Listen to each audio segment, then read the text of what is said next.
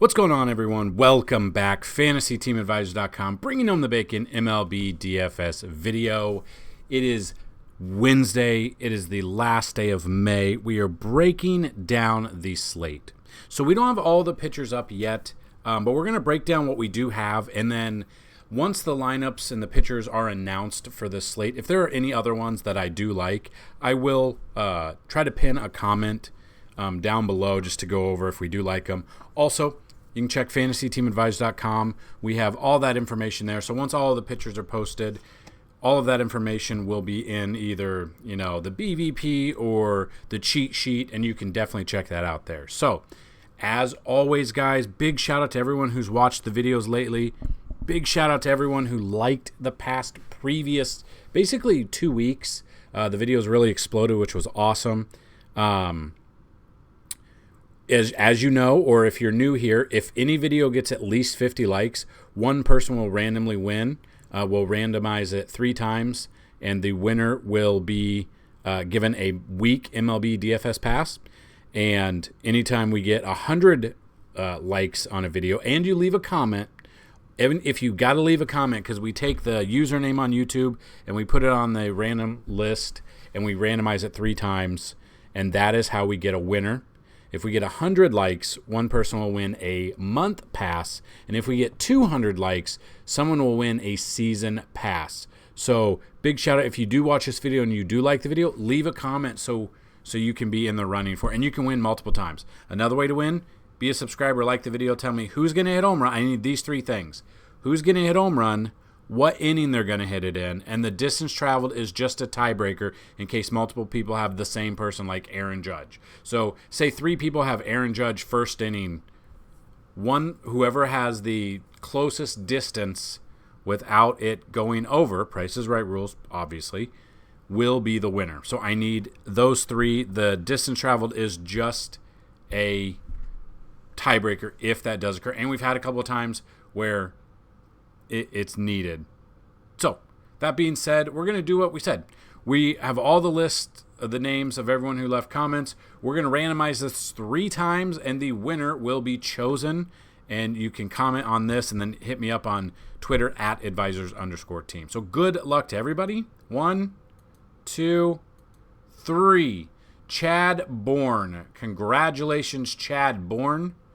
If you're watching this video, like this video and say you are the winner, and then hit us up on Twitter at @advisors_team. So we're going to break it down. If you like what we do, let us know. We'll kind of show you the website at the end. If you have questions, comments, concerns, anything, get those down below. I try to answer them as much as possible. Also, hit us up on Twitter. We'll see that just as easily to hopefully be able to help you out. So good luck to everyone on this slate. Let's dig right in. So the first game, and it's a Wednesday, so we know that we've got, earlier games on Wednesdays too. So more of those split games, which I'm not a big fan of. I'd rather have just a big slate, like a 7:05 Eastern start slate where all the games are on there. But we're not going to get that. We've got a split here. So looking at this, Rangers at the Tigers, you got Dane Dunning versus to be announced. I wouldn't take whatever pitcher the Tigers throw out there. I wouldn't take him against the Rangers. Dean Dunning coming off paternity leave, so maybe he's got that dad power. He's going to come out and sling. He's been slinging all year. Hasn't faced the Tigers a lot. 39 plate appearances, a 143 batting average, only a 10.3 K percentage, which I wish it were a little bit higher, obviously. But we'll really just take what we can get. But I do like Dane Dunning in this one. If I'm playing the early-only slate, I really do like Dane Dunning against the Tigers' offense. And this doesn't have anything to do with weather. So weather is a concern. We will have that as a thought when we build out our lineups, when we build out the cheat sheet and stuff. So we do put optimal lineups on the website, but they're more of a building block or core place to build around. So it's not just like a copy-paste this lineup, there you go. I mean, if you want that, you can find a lot of lineup sellers on Twitter, even YouTube here, and they don't care. They're not trying to make you better. They're literally just making videos and giving you lineup and selling them. We have that as an option, but we break down each game. So if you do like the breakdowns, let us know. Would love to know if you guys are liking this, and I'm very excited because football is as of I think it's as of today, football is 99 days away. I believe it's I think I did it correctly. 99 days until the best sport for DFS comes back to our lives, and we are very excited for it. So, this game, Angels at the White Sox, to be completely honest with you, I don't know if I want anything to do with either of these pitchers. I think Berea may be tournament option just because he's had success before, 31 plate appearances, a 138 batting average. Let's see if that's just one batter or if it's like the lineup as a whole. I mean, it's basically the lineup as a whole, seeing a team about one time. One extra base hit, and that's Yoan Moncada. Other than that, nothing. I would look at Berea a little bit, but I'd rather focus on the offenses if I'm choosing this game than to have both of these pitchers. Lance Lynn has been very up and down past couple of years. He's had these really great games, and then he's just been lit up. 87 plate appearances against the Angels, 23 K percentage, but a 289 batting average. Kind of want to see who has had the success against him in this lineup. Trout is 6 for 28 with 2 home runs. Ohtani 8 for 18 with a home run. Jared Walsh 3 for 8 with a home run. Taylor Ward 2 for 4 with a double. So yeah, I really don't trust Lynn at all. I mean, he could go out and spin a gym because we know the Angels, they can hit a lot of home runs, they can score runs, and then, they don't do anything. So in my mind there, if you're, gun to my head, which I hope I never have to, I just don't know about Lance Lynn. Now, he's had 2 great starts his last 2, 6 innings both times, 2 W's, 2 quality starts against Detroit and Kansas City. But then against Kansas City, the start before that, 5 innings, 12.6 ERA. Not getting a lot of strikeouts right now. K per 9, looking at his K per 9 this season, let's see. It's kind of good. It's 10.23. Lately, he hasn't been getting the strikeouts. I could see you throwing both of these people in a tournament. I don't think you trust either of these pitchers in a cash, anything to do with cash. I wouldn't put it against you, but in my honesty, I'm probably looking at the bats in this one. Once the batter trends, Vegas numbers come out, then we'll know kind of where Vegas thinks this game will go. But as of the moment, I'm probably just looking at, if I'm taking a pitcher here, they're both in tournaments, but I'm looking at the bats in this one. Next game, the Rays at the Cubs. You got Zach Eflin versus Justin Steele. Eflin, 59 plate appearances, a 368 batting average. So those, we'll see if those numbers are, a couple people or if it's just the whole team hits him well. But Eflin's been pitching amazing this year. He's really turned it around this year. Isn't at home, so whatever. Not at home right now. Versus Justin Steele, who he's had really good starts and then he's had a couple stinkers. And this is against Tampa Bay. I don't mind either of these pitchers. I think if you go Eflin for cash, that's okay, or tournament. I think if you go Justin Steele for tournament, it'll be under-owned because he is going up against one of the best teams in baseball in Tampa Bay, and we saw Marcus Stroman handle them. That's kind of my thought. I'm thinking Marcus Stroman did well. Justin Steele has been really good this year. If he can hold them down, his ownership would be low, especially in a tournament. You could fit in some more bats there, and you could definitely get a little leg up on the field if they're not going with that. But let's look at the numbers. So Eflin, the 368 batting average, how many batters is that really? Let's take a look. Dansby's 12 for 28, 6 doubles, 2 home runs. Obviously, Dansby being with Atlanta and Eflin being with the Phillies. It's a 429 batting average, though, so he makes a good option there. Yan Gomes is 4 for 10 with a double and a home run. Edwin Rios, if he even plays, 1 for 2 with a home run. Kind of what jumps out at me. Mike Tauchman, if he starts, could be a very cheap option there, lefty on righty matchup. Nico Horner, I don't mind either. That's kind of, I wouldn't stack the Cubs, but I could see some of these bats have success against him. And the flip side of that, he's only faced 13 of these batters, so yeah, it's not much. We got 1 home run there, Wander, 1 for 2 with a home run. Brandon Lau, 1 for 2. And you can see that's where the batting average of 300 comes in, a 500 batting average, and then another one, and then 1,000, and that's it. So that's kind of one. Yeah, that's my thought process. I don't mind Eflin in either cash or tournament. I'm thinking Justin Steele's probably more only a tournament option at this point in this game. Guardians at the Orioles. Shane Bieber versus to be announced at the moment. Probably at the moment. I love Shane Bieber here. 73 plate appearances, a 182 batting average, striking out 37% of those batters. Sign me up with the Biebs. I'm taking the Biebs, and then we'll kind of see the Orioles pitcher. I don't mind, most likely, depending on who it is, I don't think I would mind him in tournaments against Cleveland, but at the moment, yeah, I'm all over Bieber, both cash and GBP, SP1 for sure. Next game, Braves at the Athletics. Neither pitcher has faced this other team. I will take a flyer on both of these guys in tournaments. But you guys know me. If you've been here before, a pitcher against Oakland, 9 times out of 10 in Oakland, you're going to have success. Doesn't mean Oakland can't, put up a ton of runs against the Braves. We saw what happened. I think they put up 7 runs. That was on Mike Soroka, who hadn't pitched in 3 years. So, okay, I get that. But I'm looking at this. Schuster, I don't mind Schuster. Tournament, though. I think both of these guys are fantastic tournament options. And neither has faced the other team, so there's not much to go off of there. So that's kind of my thought.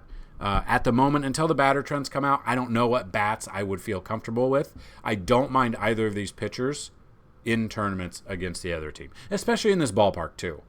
If you're playing like the early only slate, you got to differentiate. Depending, I think Justin. I think Shane Bieber's going to be the highest owned pitcher on the early slate. You got to get a little bit of exposure somewhere else. I like Schuster here, or Caprillion. Does not mind. In my mind, I don't really care. Kind of like them both. Next game, Pirates at the Giants. You got Mitch Keller versus Alex Wood. Keller, 18 plate appearances, only 200 batting average. We've used Mitch Keller the past few starts.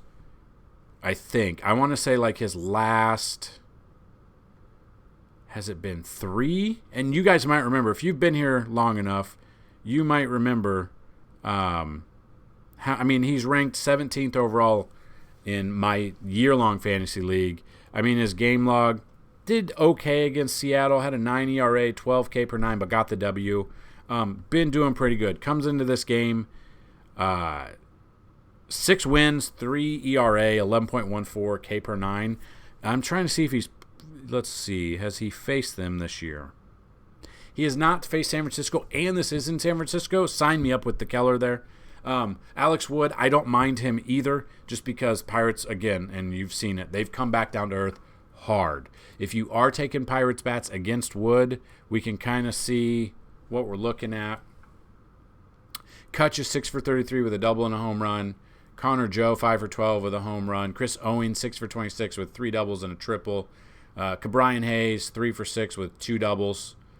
Sawinski has a hit, and that's it. So, yeah, to be honest with you, if you're pulling my arm, I'm taking Mitch Keller over Alex Wood, but I don't mind either of these. I think Mitch Keller is a fantastic cash option or tournament. I think Alex Wood is probably only a tournament option, but he's just got to get run support. That's the problem there.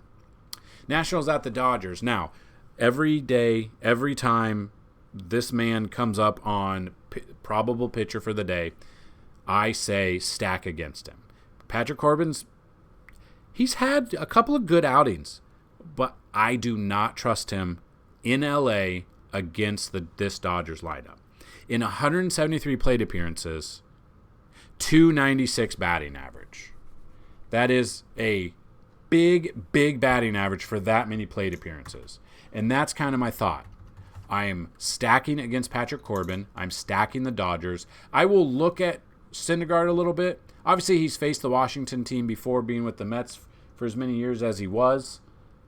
But he's been up and down this season. So, honestly, probably won't have either of these pitchers. I will have a Dodgers stack, though. And let's look at just the bats that stick out. Without having looked, I'm just going to guess Mookie Betts has good numbers against Patrick Corbin. I'm going to guess JD Martinez probably does, too. Freeman, I didn't even think about Freeman. 8 for 39, 2 doubles. I mean, those aren't good, but Freeman's he's solid. Chris Taylor, 7 for 27, a double, triple, home run. Miguel Rojas, 15 for 35, 2 doubles, 3 home runs. Austin Barnes, 4 for 12 with 2 home runs. Muncy, 3 for 10 with home run. Make sure Muncy's in there. He has been day-to-day past few games too. So definitely Will Smith. I will be looking at a stack of some sort. I might even stack multiple different Dodgers stacks here, such as like a Freeman, Taylor, Rojas. It will really depend on who comes out there. There's just other options that I'm pretty excited to be looking at. So I will be all over a Dodger stack against Corbin. Might throw in Syndergaard for GPP, but there's just other pitching options out there today. Padres at the Marlins, Blake Snell versus Braxton Garrett. Snell, 89 plate appearances, 247. I do wish this game was in San Diego. Make me feel a little bit better. I don't mind Snell here. But he is one where he's only trusted in tournaments because he's got good stuff. When he is on, he's unhittable. But when he is off just a little bit, they are teeing up. And the Marlins have righty bats that can mash against lefties, especially at home. And then Braxton Garrett, 24 plate appearances, 364. I don't trust either of these.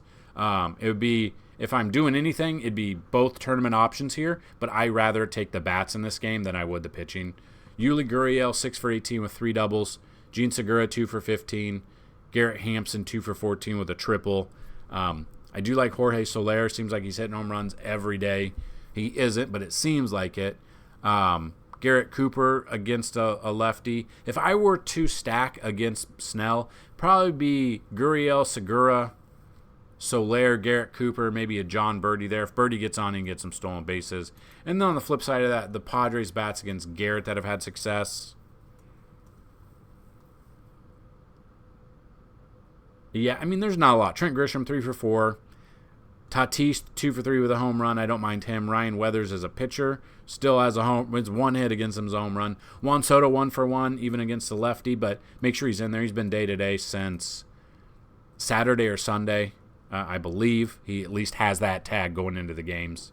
Cronenworth, 1 for 2 with a double. So, yeah, both of these pitchers for tournaments, I don't mind, but I'd rather take the bats in this. Brewers at the Blue Jays. You got Tehran versus Manoah. Tehran just got released by a team, signed with the Milwaukee Brewers after getting DFA'd, and now he's starting for them. That scares me. I don't remember the last time Tehran was a serviceable arm to throw out there. Now, throw him in a tournament option, that's sure, yes. But it is the Blue Jays at home. I would take Alek Manoah against the Brewers here. I would look at the Blue Jays bats. So let's look at the Blue Jays bats that have had success against Tehran. Only 31 plate appearances, so a small amount, but we definitely can look to see who's had success. Brandon Belt, 8 for 20, double, 2 home runs. That's not bad. Don't mind that. Whit Merrifield, 1 for 5 with a double. Kiermaier, 1 for 2. Matt Chapman, 2 for 2. Both of those hits are home runs. Dalton Varsho, 1 for 1. That hit is a home run, too. So while not very many bats against them, it seems like everyone's batting 1,000 against him. Wouldn't be surprised if he doesn't go 4 innings. I'm all over the Blue Jays here. I'm all over Manoah. He doesn't look like he did last year. That is very true. But that is kind of where I'm at. In this game here, I'd rather take the Blue Jays bats and Manoah as the pitcher and stack against Tehran. Next game, the Reds at the Red Sox is next. Luke Weaver versus James Paxton. Please someone tell me how James Paxton is not hurt yet. How is James Paxton not hurt after how many has he had 4 starts? Has he had 4 starts this year so far? He's had 3. Didn't have a really good game against the Angels. Had 15K per 9, so he did get strikeouts, but he only lasted 3 innings, gave up 5 runs, I believe. Had a 15 ERA there. So mixed results. I would not take either of these pitchers, especially in this ballpark. If you go check out FantasyTeamAdvisors.com, you look at the MLB rankings. Well, we could just look at it. Let's see real quick. All this information will be, and we have a ton of information here for you. So check out everything we got to offer. The Fenway, I believe, has given up the most amount of runs. Let's check it out. And yeah, this is all Tuesday information. If you go run total, and you guys can come here and you can sort it. Yeah, so Fenway's given up the most amount of run totals through Tuesday. And I would not trust either of these pitchers. I'm looking at both offenses here, checking out which, and we kind of have to wait for what bats, but Jonathan India here, Senzel. Wait, I think India, let's just see. I mean, 7 plate appearances, not a lot, obviously. Probably one batter. Maybe. It's 2 batters. Neither who will probably even start, but I would still wait for the lineups to come out, wait for the Vegas numbers. Would not be surprised if this is a higher scoring game. Weaver against the Red Sox, 43 plate appearances, only 14K percentage, 368 batting average against him. Tappy is 5 for 13. Turner's 2 for 7 with a triple. Kike Hernandez 2 for 5 with a double. Alex Verdugo 1 for 3 with a double. Rafael Devers 2 for 4. Yeah. Reese McGuire, parking lot bandit. I would definitely look at offenses here. I'm not trusting either of these pitchers. So in this game here, look at the offenses. Wait for the lineups to come out. Wait for the Vegas numbers to come out. No, I don't want anything to do with this game. They're in pitching well because there are so many just different options we can use that I feel more confident about than these 2 pitchers. Phillies at the Mets is next. You've got Aaron Nola versus Carlos Carrasco. Nola, 244 plate appearances against him, a 288 batting average, 27K percentage. Those numbers seem bad, but the Mets have been playing bad. On the flip side of that, Carrasco, 97 plate appearances, 253. If I'm taking one of these pitchers, I would rather lean Nola than I would Carrasco here. Numbers against him. Brandon Nimmo, 12 for 43, a triple and a home run. Jeff McNeil, 12 for 39, 1 double, 1 home run. Pete Alonso's had his number batting almost 350, 15 for 43, 3 doubles, 5 home runs. Starlin Marte, 9 for 24, 2 doubles and a home run. So, to be honest with you, it depends on what Mets team shows up. If the Mets bats show up, we could be seeing what we saw last week, where Aaron Nola went up against the Braves. Everyone was on the Aaron Nola. I'm not going to call anyone out by name. I did see a lot of Aaron Nola, what's the word? Truthers, or people are like, I'm taking Nola against the Braves, and it did not work out. And one of our top stack, I think it might have been our top stack, and correct me if I'm wrong, anyone who's here that is subscribed to us, was it our top stack last time he started? I want to say it was. In that game, he went 6 innings, did have 10.5 K per 9, but had a 7.5 ERA. Honestly with you, probably looking at stacking the Mets if they show up. If they don't, have a contingency plan with Nola. I don't trust Nola, though, for cash. I would only throw him in a tournament. If you're making multiple lineups, throw Nola there in a tournament just because his numbers, they're not that good. It just really depend on if the Mets decide to show up. And they're playing at home, so that's a plus. So I'd probably side with the Mets as a stack. And if you don't want to do that, I would not trust Nola in a cash lineup. Probably SP2 on DraftKings in a tournament, not even in cash, which is crazy to think about. Then you got the Twins at the Astros. Just really depends on what Astros team's going to show up again.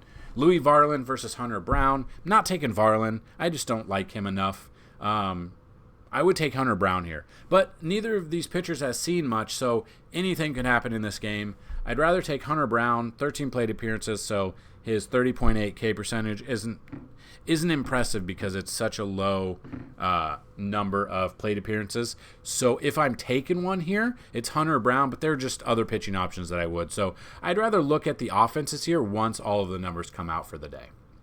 Then the Rockies at the Diamondbacks. It's really odd to see two teams that neither knows who the pitcher is. So I would rather, and we've done this the past couple of nights, I've taken both sides of the ball here. So both teams, we've stacked both. This might be a game 2 stack, just a whole game stack, depending on what pitchers come out and if there's any BVP to look over, or we can look at the batter trends. I like both of the sides. So if I'm looking here, Colorado side, depending if he's playing Chris Bryant, Charlie Blackmon, almost said Charlie Brown, Probably looking at Profar. Probably looking at Ryan McMahon as well. And then the flip side for Arizona, Ketel Marte, Josh Rojas, depending where he's in the lineup, Corbin Carroll, Lourdes Gurriel Jr. are ones that come to mind. We can look at the numbers later when it does come out, but those are the numbers. I'm probably not avoiding both pitchers unless it's a stud pitcher, which it's not. Zach Gallen went the night before. So looking at that, yeah, I'd rather look at offenses here once numbers come out. Then the final game on the slate, you got the Yankees at the Mariners. You got Clark Schmidt versus George Kirby. Schmidt's only seen 4 plate appearances, so not much. Kirby's never seen them before. I don't trust Kirby against this Yankees team. We saw what they've been doing, just mashing the ball lately. The problem is I'm looking at Schmidt here. He's been very up and down.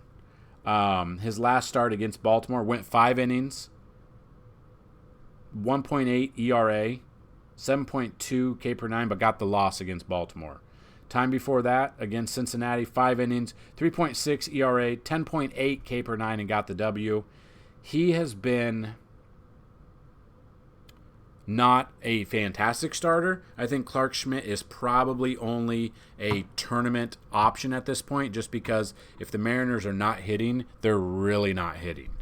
So that's my thought there. I would rather have Clark Schmidt in tournament. You could throw George Kirby in tournament just in case the Yankees' bats are off and cold and striking out. But if I'm taking one, it'd be Schmidt in tournaments. But I'd rather have the offenses in this one once the numbers do come out. For the Yankees, for instance, Bader's probably out still. So I'd look at Aaron Judge. Glaber's been on fire at the top. Love Glaber up at the top. He's getting pitches to hit because he's either leading off or when it comes back around to him, they know Judge is behind him. So they're trying to pitch to him a little bit better. They don't want to pitch to Judge.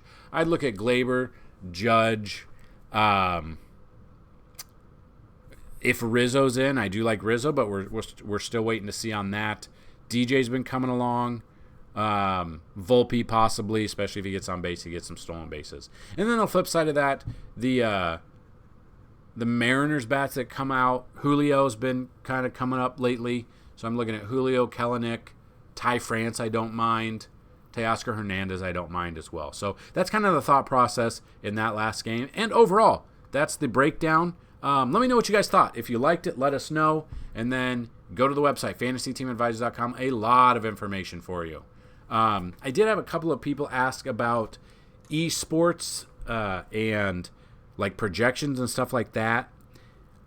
I don't know. It really depends. There's not enough, as of now, I don't think there's enough interest to warrant spending that time on doing stuff like that.